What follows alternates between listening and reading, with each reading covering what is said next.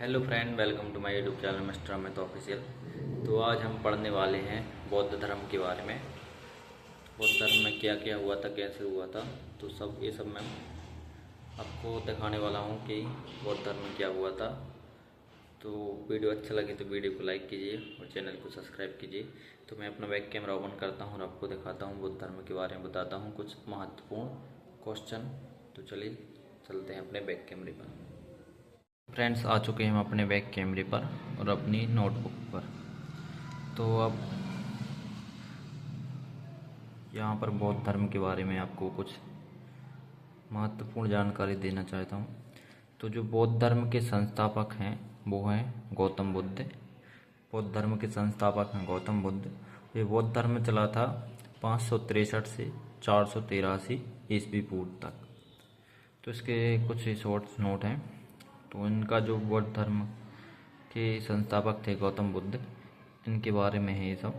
तो इनका जन्म जो हुआ था वो नेपाल में हुआ था और संस्थापक गौतम बुद्ध थे। माता माया देवी, इनकी माता का नाम माया देवी था और मौसी का नाम प्रजापति गौतमी था। इनका विवाह यशोधरा के साथ हुआ था। इनके पुत्र का नाम राहुल था और इनके घोड़े का नाम कंटक था और सारथी का नाम चन्ना था।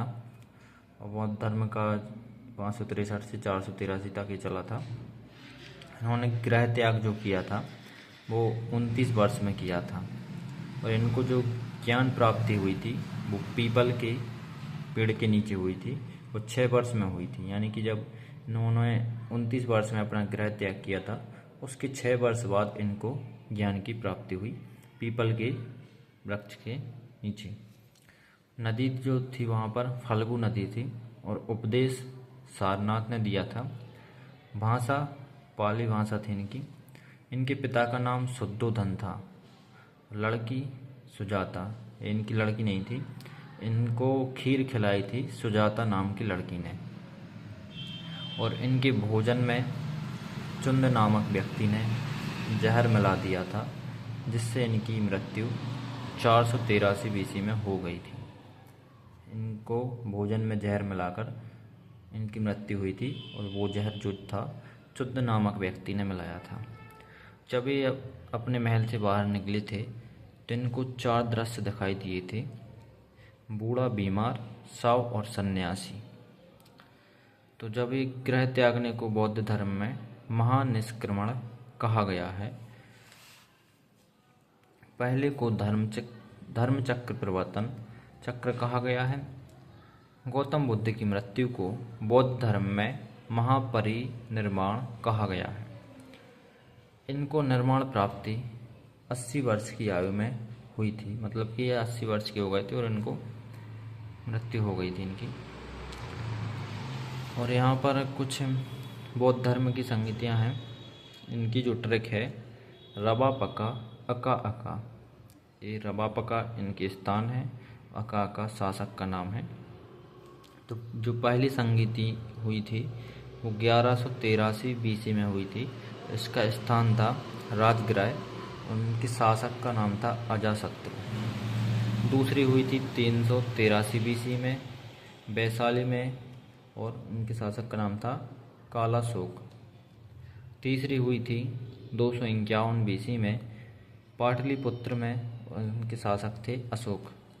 जो चौथी हुई थी ये महत्वपूर्ण है 100 से 78 एडी में, 100 से 78 एडी में कश्मीर में हुई थी।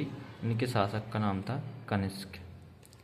चौथी बौद्ध संगीति के बाद बौद्ध धर्म 2 भागों में बट गया, हीनयान और महायान। के बाद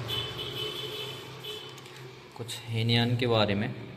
हीनयान के लोग गौतम बुद्ध के नियमों और उपदेशों और ग्रंथों को मानते हैं और महायान के लोग मूर्ति पूजा में विश्वास रखते हैं। त्रिपिटक, बौद्ध धर्म के 3 पवित्र ग्रंथों को त्रिपिटक कहा जाता है: सुप्रपिटक, विनय पिटक और अभिधम्म पिटक। त्रिरत्न, बौद्ध के त्रिरत्न बौद्ध धम्म और संघ हैं। अंगुत्तर निकाय, इसमें 16 महाजनपदों के बारे में लिखा गया है। बौद्ध धर्म से संबंधित महत्वपूर्ण चिन्ह हैं: हाथी गर्भ में प्रवेश, कमल का फूल जन्म, घोड़ा ग्रह त्याग, बोधि वृक्ष ज्ञान प्राप्ति, एक करवट लेटना, महापरिनिर्वाण। प्रमुख स्तूप हैं भरहूत सतना में, सांची रायसेन, धमोका या फिर धमेक सारनाथ यूपी में है, और बोधि विहार बिहार में है। फ्रेंड्स, ये थी बौद्ध धर्म के बारे में कुछ इम्पोर्टेंट बातें जो मैंने आपको भी बताई हैं। तो ये बहुत ही इम्पोर्टेंट चीज़ें हैं बौद्ध धर्म के बारे में। तो इनको आप किसी भी एग्ज़ाम वगैरह में जाते हैं तो इनको पढ़कर ज़रूर जाना है।